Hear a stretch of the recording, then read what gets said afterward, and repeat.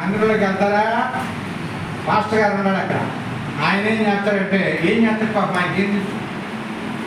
అయ్యా ప్రార్థన చేసుకున్నారా? సిద్ధపాటు కొరకు బలలో చేయడానికి. బల్ల అంటే ఏంటమ్మా? ప్రభు పోల్చిన బల్ల. దానిలో ఏమిస్తారు? ఆదివారం మొదటి ఆదివారం రొట్టె ద్రాక్ష. రొట్టె దేని సాదృశ్యం? యేసు శరీరాన్ని సాదృశ్యం. మొదటి కొరింథీ పత్రిక వద్దులే అయ్యగారికి వాళ్ళ సమయం. మొదటి కొరింథీ పత్రిక 11వ అధ్యాయం 27-28 వచనాల్లో చక్కగా రాశాడు. ఏమని రాశాడంటే ఆయన ఏమని రాశాడు? ఆ రాత్రి చదువు నానిత చదువు.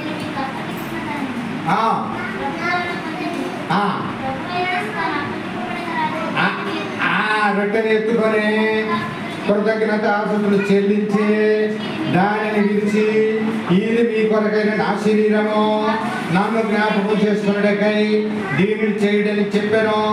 ఆ ప్రకారమే భోజనమైన పిమ్మట ఆయన పాత్రను ఎత్తుకొని, ఈ పాత్ర నా రక్తం వలన ఆయన కొత్త నిబంధన, మీరు దీనిలో నుంచి త్రాగునప్పుడల్లా నన్ను జ్ఞాపకం చేసుకున్నకై దీనిని చేయుడని చెప్పాను.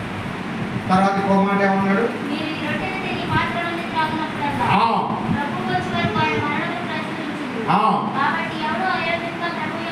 ఎవడు అయోగ్యముగా ప్రభు యొక్క రొట్టె తినడం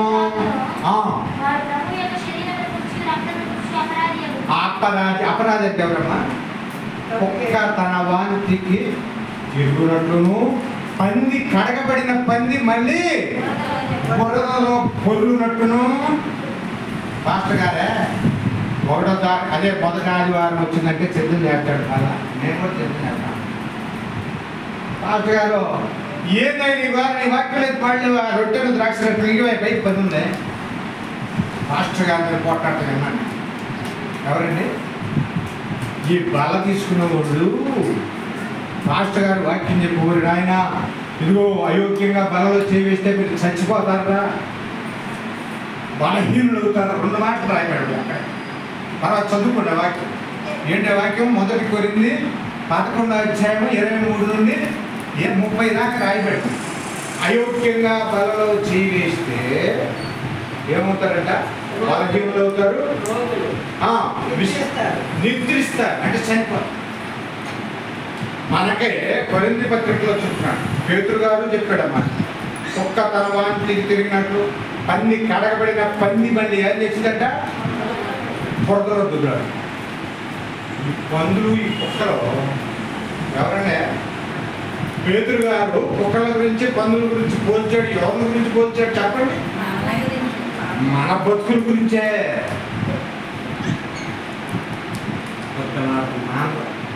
దొంగతనం మానవ, వ్యభిచారం మానవ. వ్యభిచారం చేసి తెచ్చుకోవడం బలలో చేయాలన్నా తెలుసా మీకు? సంగతి తెలుసా? వ్యభిచారం చేసి కూడా బలలో చేయాలి. ఇవాళ మన ఊళ్ళో మన సంఘాల పరిస్థితే పేతురు గారు అంత స్పష్టంగా చెప్పాడు. మీరు కుక్కలరా? ఎవరు మీరు? కుక్కలో. మీరు రెండో చెట్టు ఏంటి? పంది. నువ్వు పందిని బాగా తెల్లకి చంపేసుకోవు, కడుగుతారా? తెల్ల బాగా కడిగి దాన్ని బురదలో పడుకుంటారు. చూడండి, దానికి బురద కనపడిందంటే వచ్చు బురద, మురుగు గుంట ఏం చేస్తాను? పరిగెత్తుకుంటూ పోయి ఆ గుంటలో మురుగుంట్లో పడి పొర్లికం తీసి, మరి మామూలుగా ఉండదు, ఇట్లా అటు ఇటు పొర్లికం తీసి ఆ ఒళ్ళంతా కడిగిన ఒళ్ళంతా అయ్యే ఎంత మన బతుకులు కూడా అట్లాగే ఉంటాయి. యోహాను గారు మాట్లాడారు, బాప్తిస్మం తీసుకున్న వారి కంటే లోపల ఏమి రావాలంటే ఏమి ఉదయించాలి? నీతి సూర్యుడు ఉదయించాలి. నీతి సూర్యుడు ఉదయించాలి.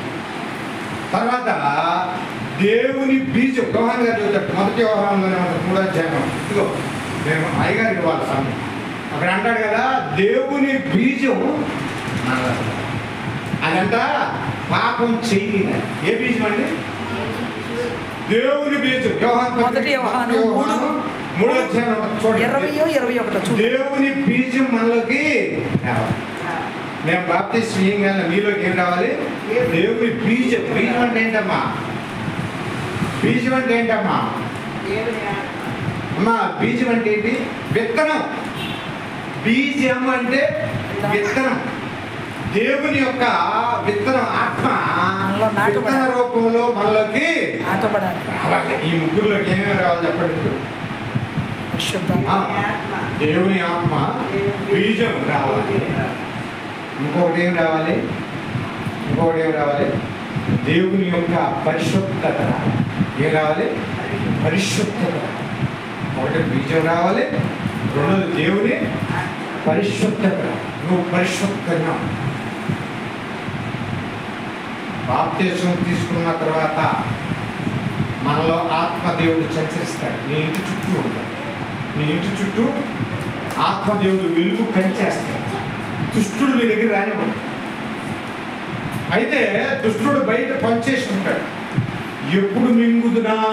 ఎవరండి? దుష్టుడు ఏం చేస్తాడు? ఎప్పుడు మింగుదునా అని ఎదురు చూస్తుంటాడు.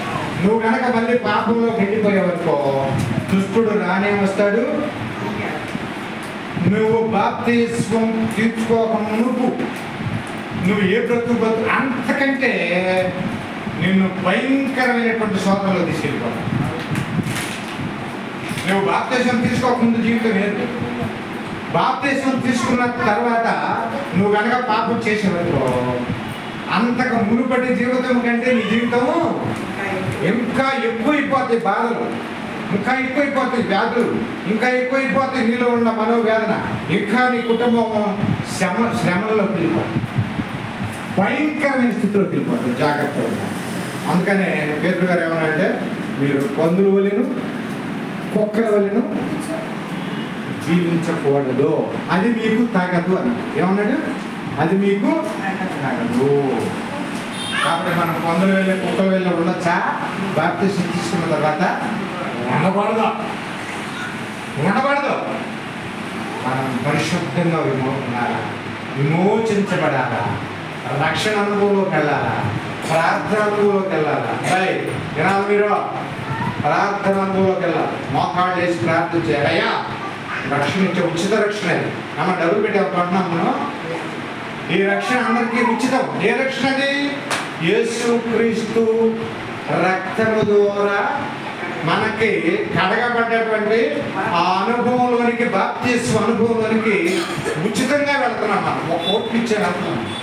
₹1,00,000 ఏమన్నా ఇప్పుడు ఇస్తున్నారు మీకు? ఏమన్నా మీరు మాకు ఏమన్నా కోటి ఇస్తున్నారు? ఫస్ట్ గారికి ఎవరట్లా ఉచితంగానే రక్షణ మనకు దేవుడు అనుగ్రహించి. ఏంటో ఉచిత రక్షణ? మరి 1 కొరింథీ 15:3 మాట పడుతుంది. ఆయనను చూడండి ఒకసారి, అది చూడండి ఒకసారి. యేసుక్రీస్తు వారు మన వరకు ఏం చేశాడు? 1 కొరింథీ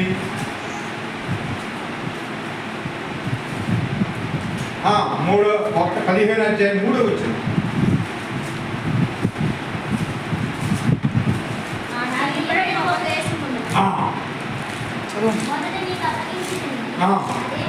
అదేమనగా అమ్మా లేఖనముల ప్రకారము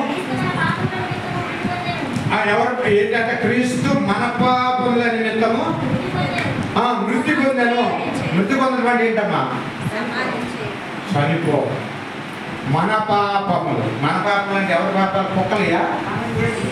పందుల పాపాలా? కుక్కల పాపాలా? మన పాపములను, మానవాళి పాపములను. ఈ లోకంలో కుక్కల పాపాలు కాదు, మరి జంతువుల పాపాలు కాదు, పక్షుల పాపాలు కాదు, ఎవరి పాపాలు కాదు, మానవాళి పాపములను చదువు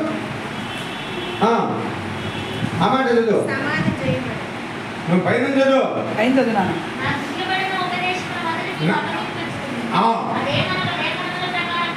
అదేమనగా లేఖనముల ప్రకారము క్రీస్తు మన పాపముల నిమిత్తము మృతి పొందెను, సమాధి చేయబడిను, 3వ దినము వలన లేపబడిన. ఇవాళ మీ ముగ్గురు అనుభవం కదా, ఏంటి? మరణించిన తిరిగి లేస్తామా? ఎవరు? బాప్తిస్మం తీసుకున్నవాడు, రక్షణ పొందినవాడు, తెల్లారుజామున లేచి ప్రార్థన చేసేవాడు. మరణించినా కానీ యేసుక్రీస్తు వలె తిరిగి లేస్తాం. ఇప్పుడు మేము అదే పెడుతున్నాం. బాబురావు పాస్టర్ గారు అంతే, ఆయన 4 ప్రార్థన చేస్తాడు. మరణించినా కానీ తిరిగి లేచిన అనుభవంలోకి మేము వెళ్ళిపోయాం. అమ్మగారు, నేను, నీలమ్మ గారు, మరి పాస్టర్ గారు మీరు కూడా సంధ్య, వారు మనిషి ఎవరైతే రక్షణ తీసుకుంటారో వారు మరణించినా కానీ వాళ్ళలోకి జీవం వస్తుంది. పత్రికలో ఉంటుంది, జీవాన్ని ఇస్తాడు. యేసయ్యలో జీవం, ఆ జీవాన్ని మనకి అనుగ్రహిస్తాడు. మీలో కూడా 3 వస్తాయి. ఒకటి దేవుని బీజం వస్తుంది, రెండవది జీవం వస్తుంది. ఏ జీవం అది? యేసుక్రీస్తు వారి జీవం. చెప్పాలి ఏమంటే బీజం వచ్చింది, యేసుక్రీస్తు వారి జీవం వస్తుంది. అలాగే యేసుక్రీస్తు వారి పరిశుద్ధత వస్తుంది. ఈ 3 రాకపోతే నువ్వు బాప్తిస్మం తీసుకోవడం అవసరం. పరీక్ష చేసుకోండి. మేము కూడా పరీక్ష చేసుకోవాలి. అయ్యా నీ పరిశుద్ధతనే మాకు అనుగ్రహించావు, అలాగే నీ బీజాన్ని మాకు అనుగ్రహించావు. మూడవది ఏంటి? నీ పరిశుద్ధాత్మను మాకు అనుగ్రహించావు. 3 నేను ఈ 3 గురించి చెప్పాను. ఒకటైంది చెప్పండి, మళ్ళీ అందరూ చెప్పాలా? బీజము, రెండవది యేసుక్రీస్తు వారి జీవము, మూడవది యేసుక్రీస్తు యొక్క పరిశుద్ధత. ఈ 3 లేకుండా నువ్వు బాప్తిస్మం తీసుకోవడం అనవసరం. దండగా దండగా దండగా. ఏంటి పని చెప్పడం? చెప్పాలి. దేవుని బీజము, దేవుని పరిశుద్ధాత్మ, జీవము, దేవుని యొక్క జీవము. ఆ జీవం ఉన్నవాడు తప్పించింది. అపవాది కూడా జీవం ఉన్నవాడి దగ్గరికి అపవాది రాదో, భయపడిపోద్ది. పరిశుద్ధాత్మ మనకు తోడుగా ఉంటే అపవాది మన దగ్గరికి రాదు. ఆ